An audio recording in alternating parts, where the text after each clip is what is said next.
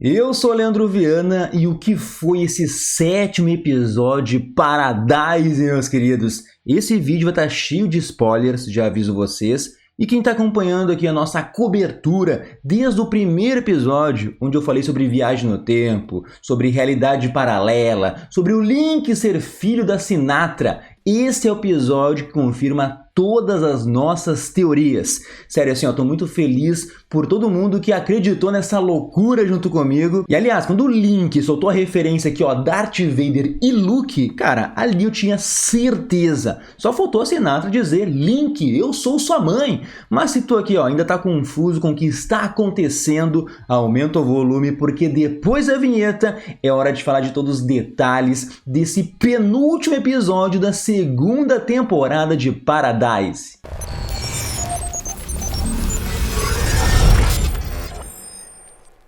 E sejam bem-vindos ao Nerdverso, e sim, meus queridos, Link é o filho da Sinatra. Não existe aqui, ó, coincidência no mundo que faça eles se chamarem Dylan, nascerem no mesmo dia, terem a mesma idade. Isso aqui é certo. E o mais provável é que estamos vendo uma série sobre realidades paralelas. E sim, eu falei lá no primeiro episódio que eu, Leandro, não queria que fosse isso, sabe? Porque já temos uma série da Apple TV chamada Matéria Escura, que é exatamente o mesmo assunto. Mas aqui, ó, vou explicar tudo com calma e vocês vão entender todos os detalhes aqui, que talvez tenha viagem no tempo. Aliás, a Disney pegou duas séries de sucesso da Apple TV, né, e transformou em uma só. Pegou o Silo e pegou Matéria Escura.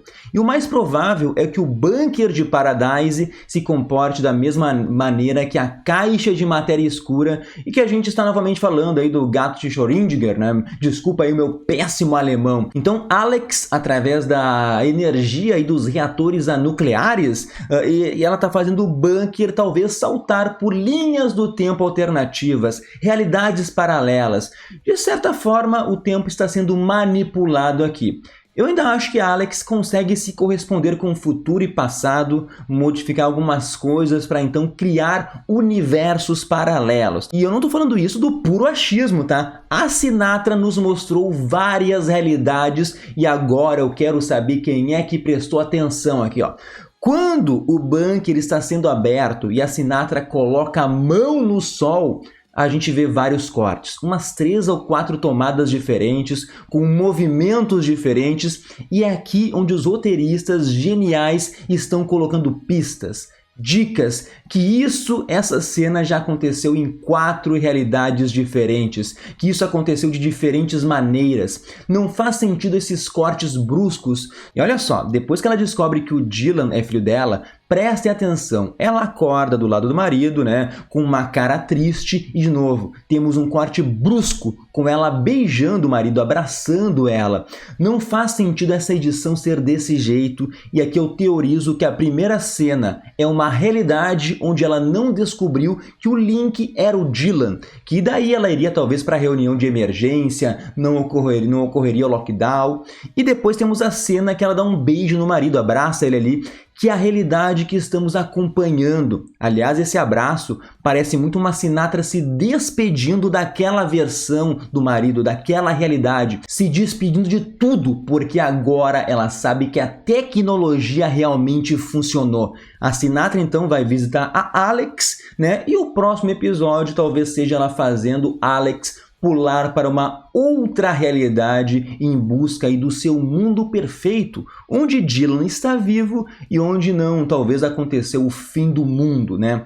E outro detalhe importantíssimo aqui é que antes de entrar na sala da Alex, a Sinatra pega ali um casaco, um jaleco azul, só que o detalhe, meus queridos, é que temos 2 desses jalecos pendurados na parede. E daí eu pergunto para vocês, quem é a outra pessoa que sabe da existência de Alex e que pode entrar nessa sala? Eu não acredito que seja aquela empregada de fachada que apareceu no episódio 3, né? Talvez seja o pai do Cal, né, que ele esteja envolvido aí, mas resumindo, estamos vendo uma série de universos paralelos e talvez o grande plot twist é que a gente viu uma, duas ou até 3 linhas do tempo aí diferentes nesta temporada e o último episódio vai nos revelar. E agora que eu acertei a teoria do Link, eu quero levantar a possibilidade do último episódio nos apresentar 2 Xavier. E eu penso nisso porque eu sempre achei estranho o pôster da segunda temporada aparecer 2 Xavier, né? Eu nunca me toquei que isso pode ser uma dica de 2 realidades diferentes. Mas antes de comentar nesses detalhes, se tu chegou até aqui não custa nada, dá um like no vídeo, te inscreve no canal, ativa o sininho, tudo isso para ajudar o Nerdverse. Bom, vem comigo nessa loucura aqui, ó. Imagina que o Xavier saiu do avião lá do bunker no final da primeira temporada e ao passar pela chuva de granizo, ele acabou caindo em uma outra linha do tempo.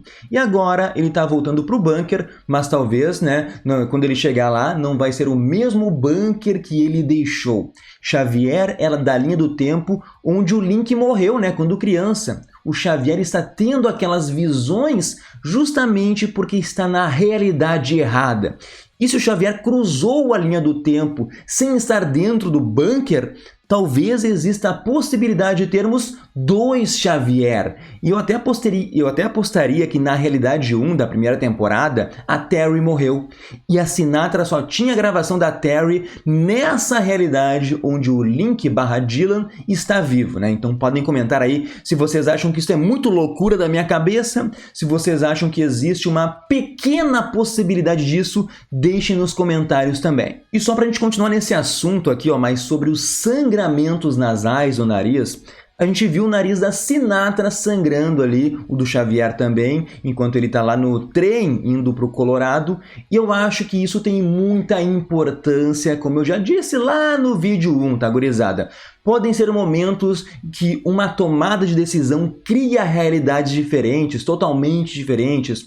O nariz do Link sangrou quando a Annie não quis ir para o Colorado, né? Se ela fosse com ele, com certeza estaria viva. E talvez na linha do tempo principal, a Annie nunca iria morrer porque não conheceria o Link, tá ligado? O Link não tá vivo. E isso abre a possibilidade de vermos novamente Shailene Woodley na terceira temporada. Na verdade, abre a possibilidade de todos que morreram voltarem, e aqui eu já quero de volta o meu presidente Cal, que personagem fantástico. Mas voltando ao assunto, o nariz do Billy lá sangrou quando ele optou em não matar o Link. O nariz da Sinatra sangra porque não era para ela interagir com seu filho, não era para o Link existir na realidade daquela Sinatra. E digo mais, eu apostaria que na realidade do Link foi a Sinatra que morreu, né? O Link nunca conheceu a sua mãe. E eu apostaria que o último episódio tem tudo a ver com mundos paralelos entrelaçando-se, né? Quando o grupo do Jeremy, ele força aquela abertura das portas e o lockdown é acionado ao mesmo tempo,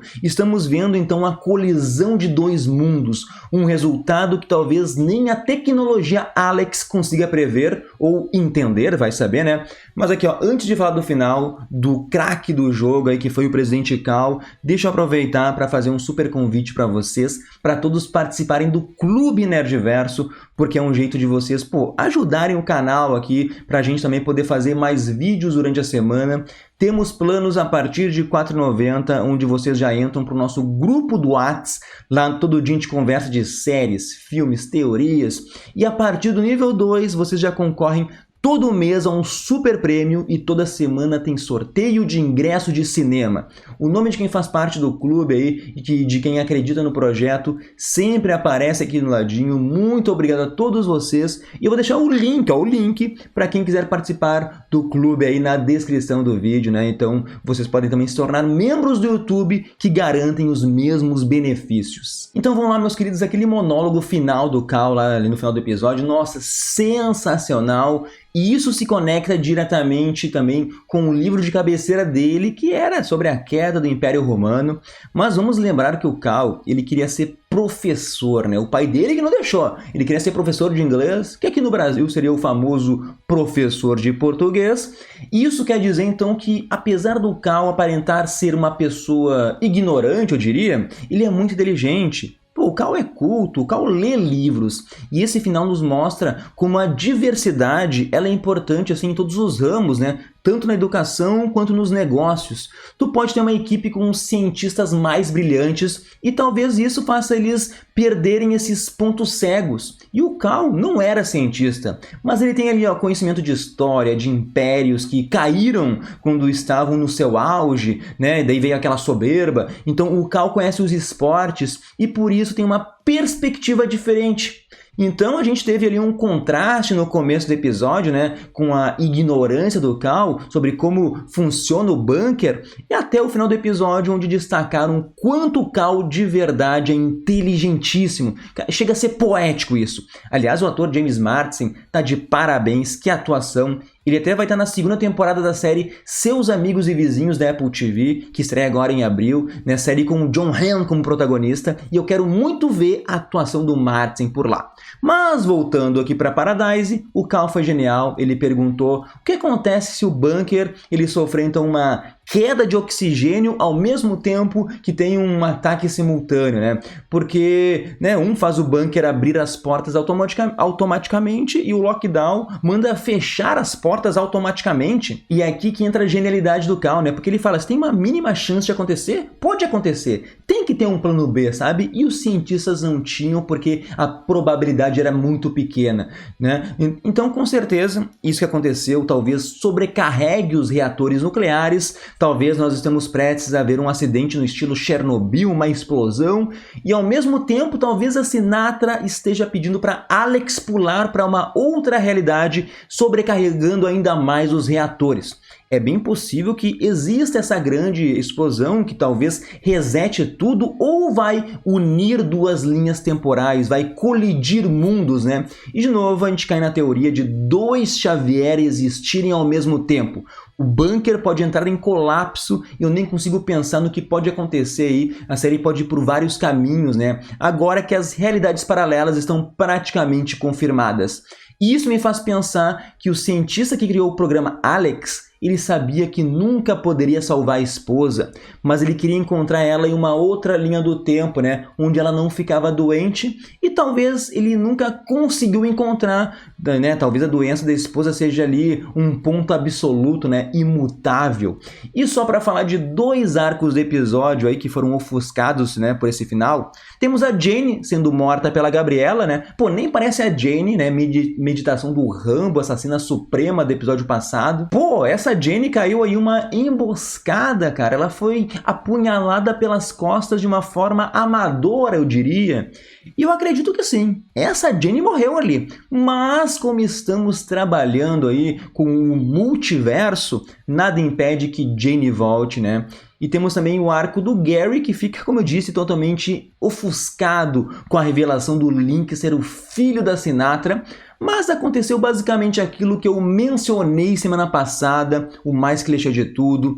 Acredito que esse arco é para mostrar, para enfatizar que a Terry e o Xavier sempre enxergam o melhor nas pessoas. O Gary não ser um vilão por completo é meio para quebrar esse paradigma de séries pós-apocalipses que as pessoas são sempre más, né? Então o Gary é um cagão, covarde e entendeu que nunca vai ter a Terry. Aliás, eu até fiquei com medo, né? A Terry deu as costas ali. Cara, tinha a possibilidade do Gary fazer alguma coisa, tá ligado? Mas eu entendo que a série quer... O que a série quer nos mostrar com essa perspectiva. E também quero terminar falando do péssimo núcleo adolescente da série que eu odeio. Cara, o que foi a filha da Sinatra virando uma hacker do nada. E agora ela e a Presley estão presas no elevador enquanto o bunker entra em colapso. E sim, então agora temos várias perguntas. Quero saber o que vocês acham que vai acontecer aí, né? Será que a Sinatra ela vai viajar pelo multiverso? E esse mau funcionamento do bunker aí, aliado ao fato do Link querer salvar aquele mundo e o que isso vai afetar? Cara, nem vou falar da música The Final Countdown, porque semana passada já expliquei o significado, eu disse que ela ia tocar por causa do nome do episódio, mas comentem as teorias de vocês, se vocês concordam ou discordam com o que eu comentei. A gente se encontra no próximo vídeo por aqui. Não se esqueçam de ouvir o podcast Nerdverso, mas é isso aí, gurizada. Tchau, tchau!